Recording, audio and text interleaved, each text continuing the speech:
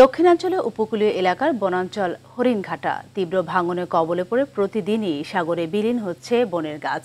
রয়েছে বন খেকোদের ছোবলও। এসব কারণে প্রতিনিয়ত হুমকির মুখে পড়ছে সুন্দরবনের আদলে সৃষ্ট এ ম্যানগ্রোভ বনাঞ্চল।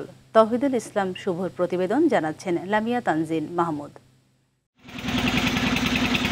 সংরক্ষিত হলেও কৃত্রিমভাবে তৈরি করা হরিণঘাটা ম্যানগ্রোভ বনে রয়েছে বিখ্যাত চিত্রা হরিণ, বানর, শূকর ও সাপসহ কয়েক শতাধিক প্রজাতির বন্যপ্রাণী। এরই মধ্যে অবাধ বিচরণ রয়েছে ব্যক্তি মালিকানাধীন কয়েক হাজারেরও বেশি গরু ও মহিষের। প্রায় 15,269 একর আয়তনের বিস্তৃত এ বনভূমির কোনো তদারকি নেই বন বিভাগের।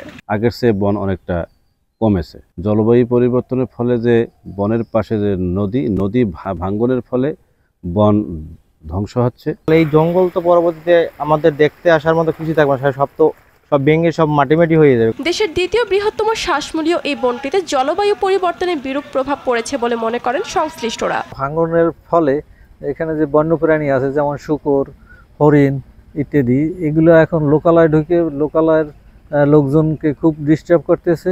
লালদিয়া চরটি সুরক্ষার জন্য সরকার উদ্যোগ নিতে পারে, সেটা জিও ব্যাগ ফেলে হোক অথবা ব্লক দিয়ে হোক। এছাড়া প্রশাসনের নীরবতায় অবাধে গাছ কেটে নিচ্ছে অসাধু মহল। ইতিমধ্যে আমরা ঊর্ধ্বতন কর্তৃপক্ষের কাছে জানিয়েছি যে এগুলো হলো ব্লক দিয়ে বেড়িবাঁধ তৈরি করার জন্য, যাতে হলো আমাদের এই বনাঞ্চলটা রক্ষা পায় এবং একই সাথে এখানে যে জীবজন্তুগুলো আছে তারাও যেন হলো অবাধে বিচরণ করতে পারে। প্রাকৃতিক দুর্যোগ মোকাবেলায় গুরুত্বপূর্ণ সবুজের এই সমারোহ, তাই এ বনাঞ্চল রক্ষায় কঠোর হবে প্রশাসন, এমনটাই দাবি স্থানীয়দের।